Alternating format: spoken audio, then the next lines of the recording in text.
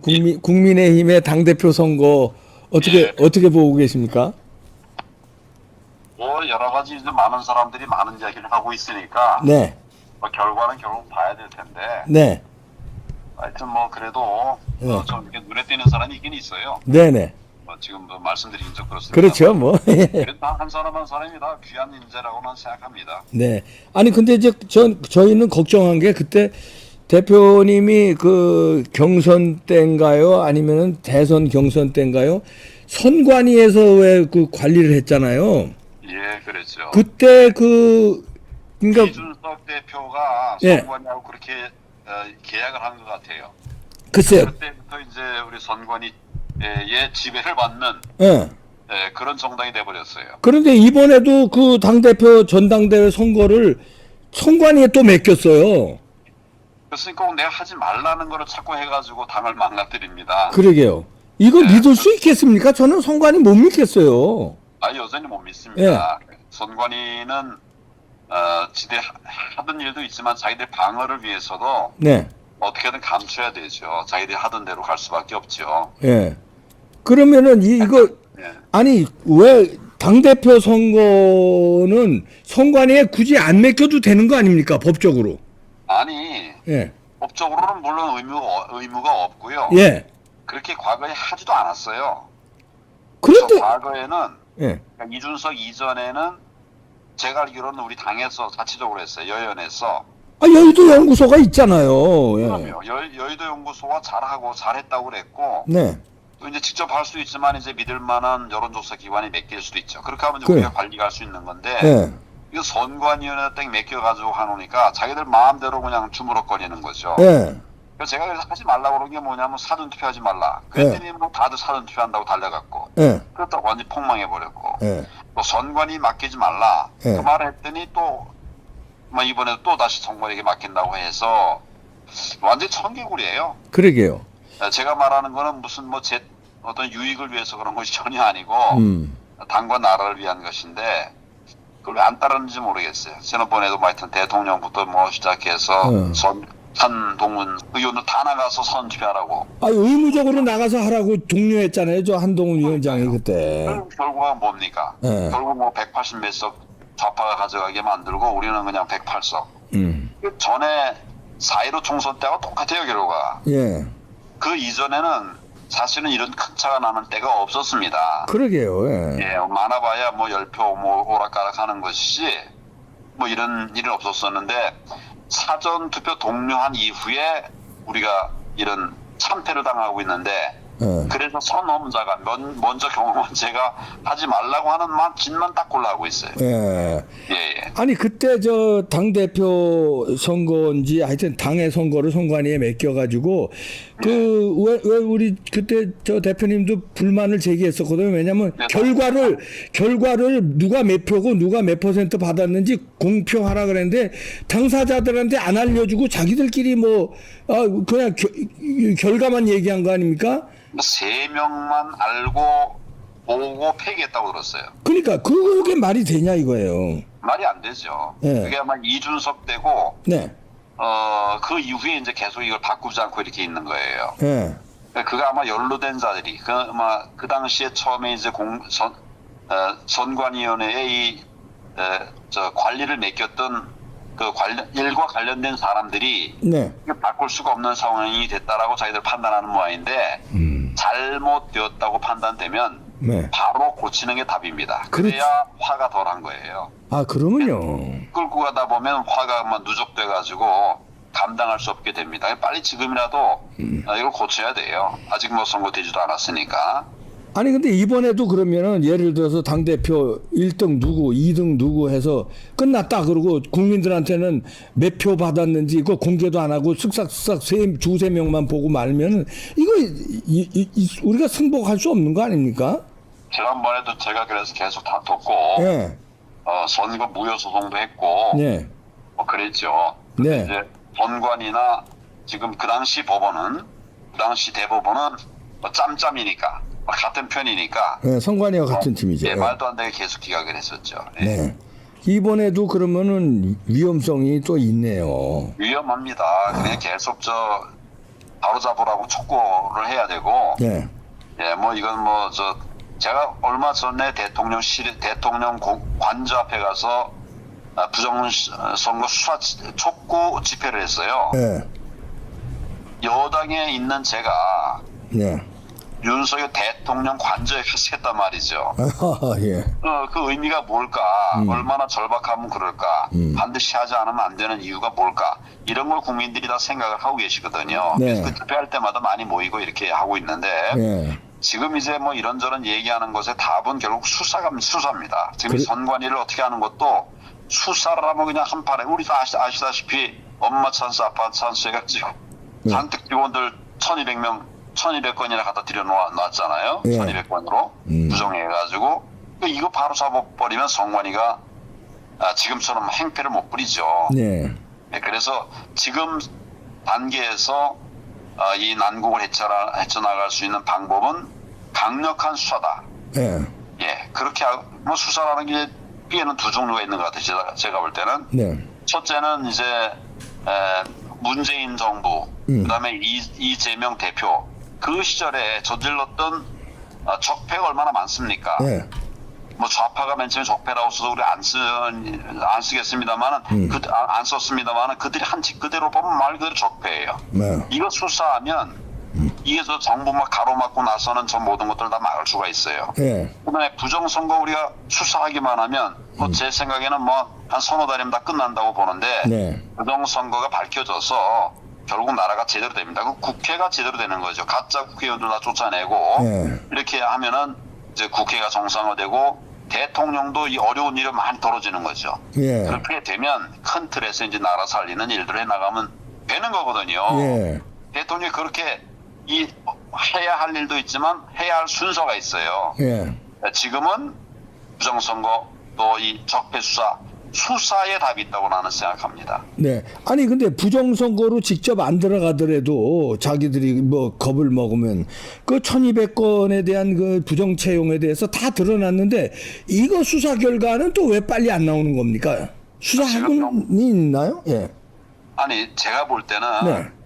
그 문재인 정부 이후로 지금 정부도 마찬가지예요. 예. 사건에 있어서 처리 원칙은 두 가지입니다. 하나는 신속, 네. 하나는 정확입니다. 예. 정확도 중요하지만 신속이 더 중요해요. 그렇죠. 정확하게 한다고 해서 미적거리다 보면 결국 사건이 해결돼도 피해자는 그냥 망하는 거죠. 그렇죠. 그래서 신속이 중요한데 지금 딱 그런 상황이에요. 예. 그러니까 수사를 하는 것도 신속하게 재판도 빨리빨리 해버리면 자기들이 잘못했다 하더라도 그다음에 수사를 잘못하면 그다음에 상급심 있지 않습니까? 예. 거기서 이제 바로 잡을 수가 있는데 그냥 깔아 뭉개가지고 처리 안 하면은 이거를 됐다 하더라도 광장할 방법이 아마 없어져 버리는 거죠. 네. 고칠 방법이 없어져 버리는 거죠. 아이고 참 이거 아니 그렇게 부정 채용 온 국민이 알고 난리를 치는데도 그것도 수사를 안 하고 부정 선거도 그렇고. 예. 이미 다 입증이 된 거 아닙니까? 그러니까요. 예. 그러니까 수사만 하면 그냥 끝날 건데 뭐가 두려워서 그런지 뭔가 있나요? 우리가 모르는 뭔가가 수사 못하는? 뭔가 있으니까 저러지 않겠습니까? 아, 뭐 어쨌거나 선관위 혜택을 받는 자들이 막 쌓였을 거예요. 아, 예, 이런 사람들도 한번 잘못할 수는 있죠, 누구나. 예. 선관위도 잘못할 수 있고 예. 또 정치하는 사람들도 잘못했을 수도 있어요. 예. 그럼 잘못한 그 즉시 바로 고치면 됩니다. 인정하고 고치면 그러면 국민들 다 용서해요. 근데 지금 안 하고 버티고 이 말하고 저런 말 믿고 그러처럼 이재용이처럼 저러고 앉아 있으니까 국민들이 분노하고 화를 내시는 거죠. 예.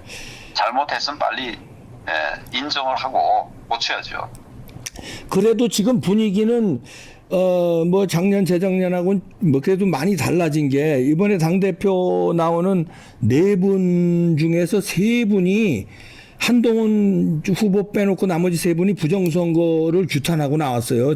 제도 개선까지 나오고 그다음에 최고위원으로 나온 김민전 의원, 그다음에 박용찬 의원 등 최고위원 후보들도 부정선거를 주장하는 사람이 많아지는 좀 그래도 고무적인 상황이긴 합니다만 어떻게 보고 계십니까? 지금 이제 큰 변화가 일어났습니다. 네. 이미 일어났어요. 우선 당 대표로 나오겠다는 분 중에 4명 중에 3분이 부정선거 얘기를 하고 사전투표를 막겠다고 하고 있거든요. 그렇죠. 네. 이거 뭐 이를테면 뭐 반년 전만 해도 있을 수 없는 일이었었어요. 예, 맞아요. 있지 않을 일이라고 생각했는데 우리 부정선거와 싸우는 이런 시민들이 저와 함께 이렇게 함께 싸우는 분들이 강력하게 정말 끈기 있게 계속 싸우니까 결국 세상이 변화되기 시작하는 겁니다. 네. 완전히 바뀌지는 않았지만 아직도 뭐 완전히 바뀌지는 않았죠. 그렇지만 이제 세상이 바뀌고 있습니다. 네. 그래서 저는 저 부정선거 세력과 또 그 나라를 망가뜨리는 세력들에 대해서 좀 경고를 하고 싶습니다. 네. 반성하고 돌아와라. 돌아오면 다 우리 자유민주주의라고 하는 포용 아닙니까? 예. 예, 그냥 거기서 그냥 못된 짓 하면서는 용서를 받기 어렵죠. 예. 예, 지금이라도 빨리 자리를 바로 잡아라. 부정선거는 확실합니다. 그렇죠. 이거를 잡으면 대통령의 국정 운영이 하나도 편해집니다. 네. 그리고 국민들도 고통받았던 이 모든 분들이 사실은 이제 풀릴 수 있는 길들이 열리는 거고 그렇게 해야 나라의 미래가 생기는 거죠. 네. 아니 근데 이제 저희가 지금 말씀도 하셨고 저도 질문을 드렸는데 4명 중에 3명은 부정선거에 대해서 인식을 하고 규탄을 하고 나왔는데 왜 한동훈 후보는 부정선거에 대해서 입을 닫고 있을까요? 왜 그럴까요? 지금 저희 후보 4명 중에 3명이 얘기한 것은 부정선거 얘기를 했고 구체적으로는 사전 투표에 대한 대책을 사전 투표를 막을 방법을 얘기를 했어요. 예, 그렇죠. 그 사전 투표에 문제가 있는 거거든요. 그렇죠. 예. 그런데 한동훈 전 비대위원장이 사전 투표를 본인이 독려하지 않았습니까? 아, 그래서 대통령도 사전 투표하도록 아마 그 한동훈 의견을 냈을 거예요.